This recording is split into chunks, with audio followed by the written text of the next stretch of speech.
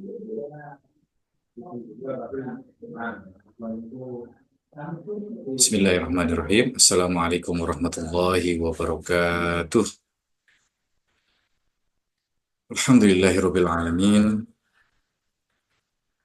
Alhamdulillahilladzi arsala rasulahu bil huda wa dinil haqq liyudhhirahu 'alad dini kullih. Walhamdulillahilladzi khalaqal mawjudat min zulmatil adam binuril ijad wa binuri sayyidina Muhammad asyrafil ibad. Wa anzala kitabahu bi risalati Muhammad sallallahu alaihi wasallam ad-da'i ila sabilir rasyad. Wa sallallahu alaihi wasallam وعلى آله وأصحابه صلاة دائمين متلازمين إلى يوم الدين والمعاد. اللهم صل وسلم وبارك على سيدنا محمد الفاتح لما أغلق والخاتم لما سبق ناصر الحق بالحق والهادي إلى صراط المستقيم. أما بعد فأوصي بنفسي وإيانا بطاعة الله فقد فاز المتقون. Warganet dimanapun berada dan yang berbahagia, senang sekali hari ini kita bisa bertemu, bisa bertatap muka dalam kajian Ramadan Care seri yang ke-9. Kali ini kita mengangkat sebuah tema yang cukup sering diperbincangkan selama 2 atau 1 tahun terakhir ini, yakni mengenai Ramadan and work-life balance, bagaimana kemudian Gen Z menyesuaikan ritme hidup. Di sebelah saya sudah saya tampilkan beberapa catatan yang mungkin akan menjadi bahan obrolan dan kajian kita pada kesempatan kali ini. Yang pertama, karena ini ada beberapa terminologi yang ada dalam judul ini, maka selayaknya saya akan memulai dulu dari terminologi sekilas atau Ramadan gitu ya. Jadi sekilas tentang Ramadan, yang tahun ini Ramadan itu jatuh pada tahun 1446 Hijriah, yang menurut sesuai kalender Ramadan itu berada di bulan ke-9 dalam kalender bulan Hijriah ya, yang jika dilihat dari artinya Ramadan itu dalam bahasa Arab itu adalah artinya syiddatul hararah atau puncaknya panas, atau jadi dalam bulan Ramadan dulu itu matahari atau cuaca itu sedang panas-panasnya gitu kira-kira ya. Makanya diartikan atau dinamakan sebagai Ramadan, atau dalam bahasa Arab disebut Ramadan.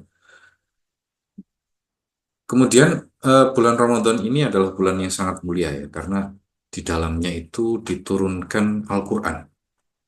Di dalamnya pula diturunkannya malam yang sangat mulia, yang mulianya itu lebih dari 1000 bulan, yakni malam Lailatul Qadar.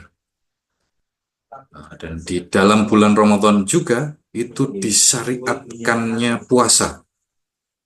Kemudian ada beberapa kegiatan keislaman yang lain, misalnya zakat fitrah, kemudian umroh Ramadan mungkin ya, yang pahalanya itu layaknya orang yang berhaji. Jadi barang siapa yang melakukan ibadah umroh ketika bulan Ramadan, maka pahalanya seperti menunaikan ibadah haji. Oke, itu sekilas tentang Ramadan, karena tema atau judul kita hari ini itu ada memuat kata Ramadan begitu ya. Kemudian terminologi selanjutnya ini adalah Gen Z atau generasi Z atau generasi Zoomers gitu ya, kalau diambil dari singkatannya. Ini saya ambil dari berbagai sumber.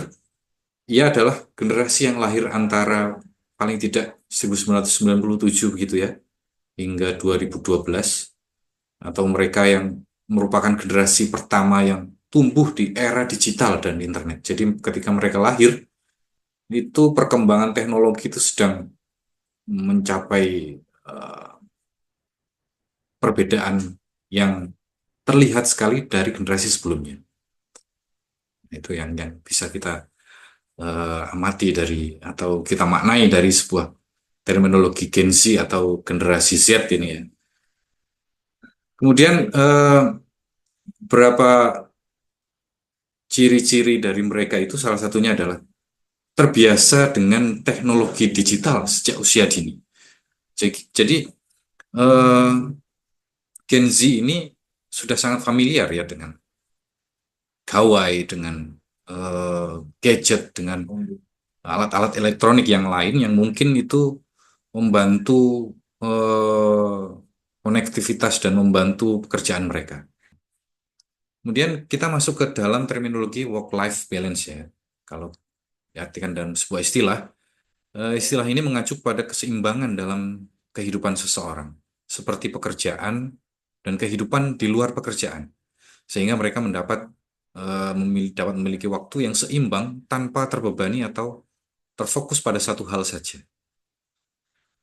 Work-life balance dapat diartikan atau dimaknai sebagai sebuah keadilan dalam pembagian sumber daya. Hubungan yang adil dalam hal tersebut dapat mendatangkan peningkatan kualitas hidup, keseimbangan kehidupan dunia dan akhirat. Nah, ini sudah masuk ke dalam terminologi atau bahasa agama ya. Kemudian eh, dalam Islam, keseimbangan antara dunia dan akhirat menjadi prinsip utama dalam menjalani kehidupan. Jadi work-life balance dalam kehidupan Islam itu artinya adalah kehidupan yang eh, seimbang antara kehidupan dunia dan akhirat. Itulah yang menjadi prinsip utama dalam keseimbangan work-life balance. Work-life balance mengajarkan kita untuk tidak hanya fokus pada karir duniawi saja, tetapi juga menjaga hubungan dengan Allah dan keluarga agar hidup ini tetap seimbang. Karena goal dari atau finish dari tujuan akhir dari work-life balance ini adalah sebuah keseimbangan ya. Artinya dimanapun kita berada, kita harus mampu menghadirkan keseimbangan, menghadirkan sebuah kesetaraan yang baik gitu. Kemudian Islam eh, menjaga keseimbangan spiritual dan pekerjaan selain bekerja dengan baik, tidak boleh abai pada aspek spiritual. Karena Allah memberikan waktu yang sama kepada hambanya sehingga masing-masing hamba harus bisa mengalokasikan waktu untuk beribadah dan memperdalam ilmu agama. Kemudian salah satu bentuk untuk menjaga keseimbangan spiritual sehari-hari, salah satunya adalah melaksanakan sholat tepat waktu. Dalam Al-Quran, Islam mengajarkan keseimbangan antara dunia dan akhirat yang disebutkan dalam Al-Quran ya, di A'udzubillahi minasyaitonirrajim. Wabtaghi fima atakallah daral akhirah wala tansa nasibaka minad dunya. Wa ahsin kama ahsanallahu ilaik wala tabtaghil fasad fil ardi innallaha la yuhibbul mufsidin. Yang artinya adalah dan carilah pada apa yang telah anugerahkan Allah kepadamu atau negeri akhirat, tetapi janganlah kamu lupakan bagianmu di dunia. Buat baiklah kepada orang lain sebagaimana Allah telah berbuat baik kepadamu, dan janganlah kamu berbuat kerusakan di bumi, sesungguhnya Allah tidak menyukai orang-orang yang berbuat kerusakan. Yang menjadi garis bawah di sini adalah carilah apa yang dianugerahkan kepada Allah untuk akhirat, tapi jangan sampai lupakan dunia. Karena dunia itu juga penting, suatu hal yang untuk meraih kebahagiaan yang ada di akhirat kelak. Menurut Quraisy Shihab, kata walatan sanasibaka minad dunia ini merupakan larangan melupakan bahkan atau mengabaikan bagian dari seseorang tentang kenikmatan dunia. Larangan itu dipahami oleh beberapa ulama yang tidak boleh mengabaikannya atau bahkan menghukuminya dengan haram. Tapi dalam arti mubah, boleh untuk mengambilnya. Nah, ini dalam konteks bulan Ramadan ini, melatih work-life balance ini harus seimbang antara urusan dunia dan akhirat, karena dalam urusan akhirat, eh, khususnya di bulan Ramadan ini telah diberikan oleh Allah beberapa barokah atau diskon pahala begitu ya dalam bulan Ramadan, sehingga barang siapa yang mengamalkannya akan dilipat gandakan. Ada beberapa tips dari eh, kami untuk tetap menjaga work-life balance, khususnya dalam bulan Ramadan ya. Yang pertama adalah atur jadwal dengan bijak, karena jadwal aktivitas ibadah di bulan puasa ini meningkat ya, tambah dengan puasa, tarawih, tadarus, dan lain-lainnya. Nah, ini penting sekali untuk mengatur jadwal sehingga imbang nanti, seimbang antara ketika kita bekerja dan kemudian kita beribadah. Kemudian memanfaatkan waktu istirahat dengan baik selama di bulan Ramadan. Karena biasanya waktu istirahat ini cenderung lebih panjang, maka mari kita gunakan waktu eh, istirahat ini di sela-selanya untuk melakukan aktivitas ringan seperti membaca Al-Quran atau meresapi maknanya, kemudian merefleksi diri agar tetap seimbang kehidupan mental kita dan tetap beraktivitas fisik agar tubuh tetap bugar dan pikiran tetap segar. Kemudian mari kita jaga kesehatan fisik dan mentalnya, mengatur pola makan dengan baik saat sahur dan berbuka. Kemudian mari kita gunakan gadget terbaru atau teknologi terbaru untuk memanajemen waktu, misalkan Google Notes atau kalender begitu ya, yang ada di gadget atau gawai kita masing-masing untuk manajemen waktu kerja, ibadah, istirahat, olahraga maupun hal-hal yang lain. Sehingga sedikit penyesuaian, kita sebagai generasi Z ini dapat menjalani bulan Ramadan dan tetap bekerja produktif di bulan Ramadan tanpa mengorbankan ibadah atau kehidupan pribadi kita. Sehingga kita dapat meraih Ramadan dengan penuh keberkahan dan kehidupan work-life balance tetap terjaga dengan baik. Sekian yang bisa kami sampaikan dalam kesempatan kali ini.